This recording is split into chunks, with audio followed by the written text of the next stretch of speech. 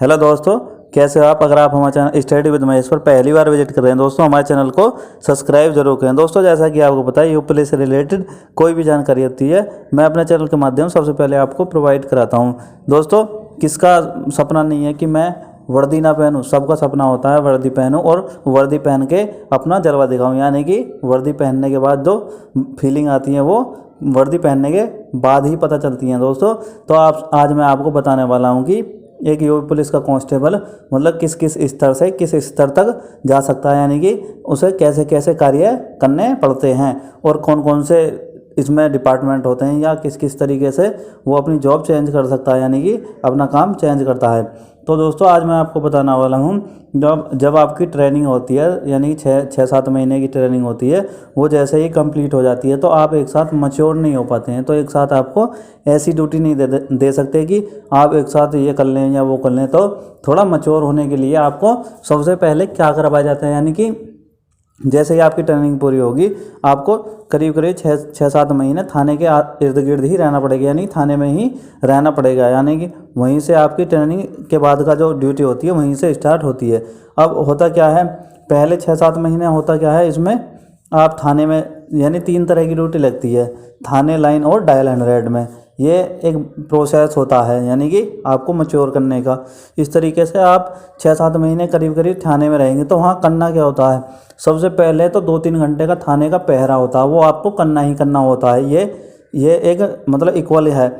और रात्रि गश्त यानी कि दूसरा काम होता है रात्रि गश्त, यानी कि रात को गश्त करने का टाइम आपको 11 से रात के 11 बजे से सुबह 4 बजे तक होता है। जैसे आपने देखा होगा ना कि चौकीदार रात को गश्त मारते रहते हैं सड़कों पर इस तरीके से। और आपने यूपी पुलिस के कांस्टेबलों को भी देखा होगा कि वो इधर उधर गश्त मारते रहते हैं बाइक वगैरह से।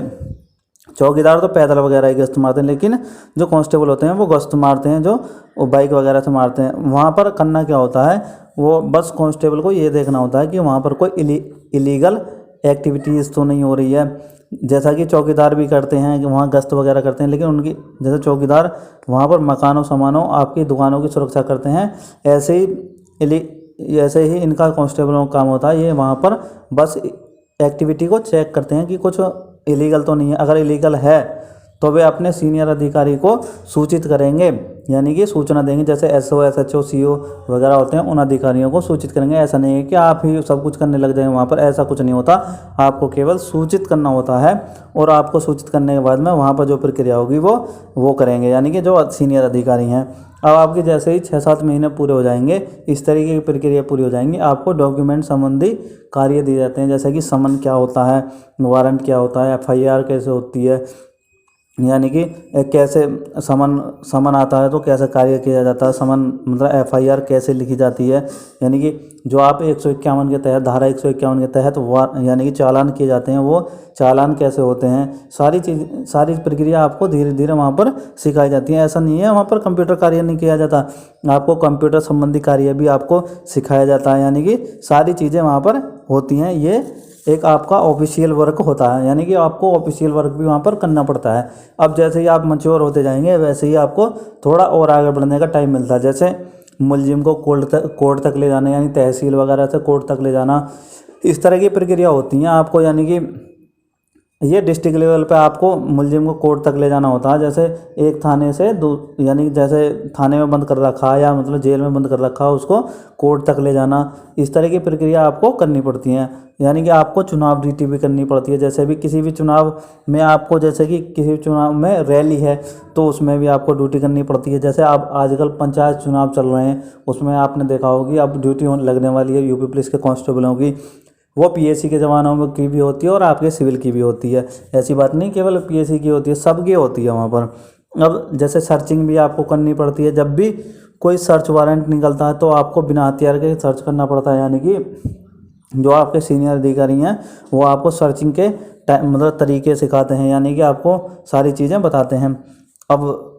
अब एक ड्यूटी और होती है अफसर की गनर ड्यूटी, यानी अफसर के यहाँ पर आपको गनर ड्यूटी भी करनी पड़ती है। जैसे कोई अफसर चाहे SP हो, SSP हो, DM हो, SDM हो या और भी कोई और भी कोई अफसर होते हैं, सीनियर अधिकारी होते हैं या और किसी डिपार्टमेंट से होते हैं, तो उनके साथ भी आपने देखा हो 1-2 कांस्टेबल रहते हैं, चाहे विधायक वगैरह हों। इस तरीके से आपने देखा वो अफसर के उन्हें भी गनर ड्यूटी कहते हैं, यानी कि आप वहाँ पर हमेशा तत्पर उनके साथ रहते हैं 24 के 24 घंटे। अब कुछ ऐसे कार्य हैं दोस्तों, आपको इसमें थोड़ा अजीब सा लगेगा लेकिन ये भी करने पड़ते हैं, जैसे लाश को सड़क से हटाना या हटवाना, मतलब एक ही बात है। लाश को सीज करना, गली सड़ी लाश का पंचनामा करवाना और करने में अंतर होता है। करवाना मतलब जो सीनियर अधिकारी होते हैं वो पंचनामा करते हैं, आपको केवल प्रक्रियाएं करनी पड़ती हैं, यानी कि वहाँ पर हेड कांस्टेबल वगैरह इसको पंचनामा भरते हैं, लेकिन आपको थोड़ा बहुत वहाँ पर सीखने को मिलता है। लाश उठाने के लिए जल्लाद वगैरह होते हैं वैसे तो, लेकिन कभी कभी ऐसा हो जाता है कि आपको भी वहाँ पर थोड़ा बहुत करना पड़ जाता है। अब आपने देखा होगा कि आपने भीड़ को नियंत्रित करना भी कभी कभी सिविल वालों के लिए भी ये प्रक्रिया होती है, क्योंकि सारी चीज़ें आपको सिखाई जाती हैं। तो शुरुआत में भीड़ को नियंत्रित करना भी और उसको शांत रखना भी आपका काम होता है। उग्र भीड़ को रोकना आपका काम होता है, रोकना भी और समझाना भी प्यार से, ये एक अहम भूमिका होती है। आपको जैसे किसी के फैसले वगैरह होते हैं, यानी कि आप फैसले तो आप नहीं करवा सकते, लेकिन SHO वगैरह फैसले कराते हैं, यानी कि जो अधिकारी होते हैं वो आपके फैसले करवाते हैं, उनके बीच लड़ाई झगड़े वगैरह होते हैं, लेकिन आपकी उसमें अहम भूमिका होती है। थोड़ा थोड़ा वहाँ से आपको सीखने को ज़रूर मिलता है। अब दोस्तों VVIP ड्यूटी भी आपकी एक होती है। VVIP ड्यूटी की बात करूँ तो जैसे चुनावी रैली में PM CM केंद्रीय मंत्री या राज्य मंत्री का वो रैली वगैरह होती है, वहाँ पर आपकी ड्यूटी लगती है, यानी कि गार्ड टाइप में आपकी ड्यूटी वहाँ पर लगती है। आपने देखा होगा, आप वहाँ पर जैसे भी कोई संबोधन करता है उनके साइड में गार्ड वगैरह खड़े होते हैं, कुछ इस तरीके से होती है। तो विधायक के साथ भी आपकी ड्यूटी लगती है, CM आवास पर भी आपकी ड्यूटी लगती है, SSP ऑफिस, DM आवास, PM CM केंद्रीय मंत्री या राज्य मंत्री के घर पर भी आपकी ड्यूटी लगती है। गवर्नमेंट अधिकारी चाहे किसी भी पद पर हो, यानी किसी भी डिपार्टमेंट पर हो, उसके वहाँ पर भी आपकी ड्यूटी लगती है। अब दोस्तों मैं आपको बताने वाला हूँ, तो एक अहम पद होता है वहाँ पर, क्या होता है, बीट बहुत ही एक अहम प्रक्रिया होती है, यानी कि थाने के आसपास जो होती है, थाने में जो होती है एक अहम प्रक्रिया होती है। थाने में क्या होता है, कुछ गांवों को एक बीट के रूप में दिया जाता है, जैसे उस बीट में कुछ कांस्टेबल होते हैं और 1-2 अधिकारी, यानी कि अधिकारी भी होते हैं। उनको कुछ गांव देने का मतलब है कुछ गांवों के अंडर में लेना, यानी कि जैसे 10-15 10-20 गांव दे दिए, उनमें सभी ग्राम प्रधानों के उनके पास फ़ोन नंबर होने चाहिए और उनके फ़ोन नंबर होने चाहिए और उनकी जानकारी भी होनी चाहिए। ऐसा ही नहीं है प्रधानों की ही, बस ऐसा भी होता है कि वहाँ के जो 4-6 लोग होते हैं, यानी कि हर एक गांव में उनके भी यानी जानकारी होती है, उनका भी फ़ोन नंबर वगैरह आपके पास होने चाहिए। यानी कि जैसे भी गांव में कोई इलीगल एक्टिविटीज़ होती है या कोई भी प्रॉब्लम होती है, तो आप सबसे पहले उनसे संपर्क करते हैं, उसके द्वारा ही आपको सूचना मिलती है, उसी के आधार पर आप वहाँ पर जाते हो, यानी कि पहले ही आपको पता चल जाता है। ये आपको वहाँ पर आपके कुछ लोग होते हैं वो आपको बता देते हैं। इस तरीके की भी ड्यूटी इस तरह भी करना पड़ता है। अब एक बैंक की ड्यूटी होती है, आपको बैंक में भी थोड़ा बहुत ड्यूटी देनी पड़ती है, ऐसा नहीं है बैंक में नहीं ड्यूटी देनी पड़ती, मेले वगैरह में भी ड्यूटी देनी पड़ती है, चाहे जैसे नुमाइश, अर्धकुंभ और भी बहुत सारे तरीके के मेले त्यौहार होते हैं, उन पर भी आपकी ड्यूटी लगती है। आपकी चुनाव ड्यूटी भी लगती है। अगर आपको ड्राइविंग आती है तो आपको हो सकता है ड्राइविंग पर भी ड्राइवर भी बनाया जाए और आपको वहाँ पर भी ड्यूटी करनी पड़ जाए। 200 थाने से अलग भी आपकी ड्यूटी होती है, तो वो आपके कुछ विकल्प होते हैं, आप किसी ड्यूटी के लिए किस ड्यूटी के लिए अप्लाई करते हैं, यानी कि आपको पत्र वगैरह लिखकर अपने अधिकारियों को वहाँ पर, यानी कि जो SSP ऑफिस वगैरह होते हैं, अपना लखनऊ जो हेडक्वार्टर होता है, वहाँ पर भी आपको यानी कि पत्र लिखकर भेजना पड़ता है। वहाँ से आपको वो पास कराने पड़ते हैं, आपको वो आपको देखेंगे आके और आपको फिजिकली मेंटली हर एक तरीके से आपके कुछ इस तरीके से प्रक्रियाएँ होती हैं वो करते हैं। यानी कि जैसे आप थाने से हटकर क्या कर सकते हैं, जैसे ATS होता है, ATS यानी कि यूपी पुलिस में ATS भी होता है, एंटी टेररिस्ट स्क्वाड, यानी कि ये जो होता है राज्य स्तर पर जो टेररिस्टों से लड़ने का काम करती है, यही ATS ही करता है। इसका काम आतंकवादी गतिविधियों से निपटना होता है दोस्तों, और ख़तरनाक अपहरण ऑपरेशन में आपकी महत्वपूर्ण भूमिका निभाते हैं। जैसे कोई टेररिस्ट वगैरह ने अपहरण वगैरह कर लिया, ये होती है। ये सिविल या PSC दोनों में से दोस्तों, दोनों को ही कोई भी इनमें से प्रेफरेंस चुन सकता है।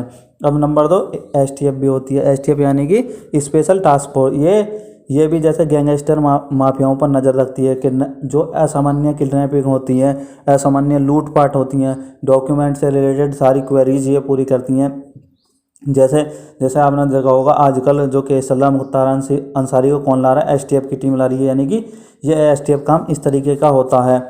ऐसा ही नहीं है ये, और जो भी इसमें, हाँ जैसे कोई किसी ने मतलब गैंगस्टर ने कुछ गड़बड़ कर दिया, किसी को मार दिया है इस तरीके से, वो जैसे पुलिस वालों को या किसी को, तो ये जो एसटीएफ होती है ना, इस काम में जिसने जो भी इन्वॉल्व होते हैं सबको सर्च करके, यानी कि जो सबको सर्च करके उनको सजा का भी प्रावधान यही कराती है, यानी कि बहुत ज़बरदस्त होती है दोस्तों एसटीएफ की टीम। ऐसा नहीं है। अब मैं आपको बताऊं, एक एलआई होता है जो लोकल इंटेलिजेंस यूनिट होती है। जैसे आपका यूपी पुलिस में मेडिकल हुआ था, मेडिकल के बाद आपकी लोकल यानी कि एलआई हुई थी। इस तरीके से आपके और भी बहुत सारे काम होते हैं, यानी कि कागजी कार्रवाई होती हैं, वो भी एक प्रक्रिया होती है। और एक होता है दोस्तों पीटीआई का कोर्स भी होता है। आप पीटीआई का कोर्स कर सकते हैं, वहाँ पर पीटीआई का कोर्स में भी कुछ चीज़ें दी होती हैं। जैसे आप ट्रेनिंग वगैरह होती है नए रंगरूटों की, आप ट्रेनिंग करा सकते हैं, यानी कि जो पदोन्नति होती है उनकी भी ट्रेनिंग होती है, उनकी भी ट्रेनिंग करानी पड़ती है। स्पोर्ट के बच्चे होते हैं, यानी कि स्पोर्ट के जो वहाँ पर अभ्यर्थी होते हैं उनकी भी ट्रेनिंग करानी पड़ती है, और भी बहुत सारी चीज़ें होती हैं। यानी कि ट्रेनिंग में आपको बहुत कुछ मिलता है। वहाँ पर आपकी ड्यूटी डायल 100 पर बिल, मतलब डायल 100 पर भी लगती है। डायल 100 पर थोड़े यानी कि 1000-2000 रुपये फालतू मिलते हैं दोस्तों, यानी कि एक्स्ट्रा मिलते हैं डायल 100 पर ड्यूटी करने पर। वहाँ पर आपको स्पोर्ट का भी कॉलम होता है, लेकिन स्पोर्ट वहाँ पर क्योंकि सिविल वालों के लिए बहुत दिक्कत होती है, टाइम नहीं हो पाता, इस वजह से स्पोर्ट का सपना तो लगभग अधूरा ही रहता है। दोस्तों वीडियो अगर आपको अच्छी लगी हो तो वीडियो को लाइक, कमेंट, शेयर और सब्सक्राइब करना बिल्कुल न भूलें। जय हिंद, जय भारत।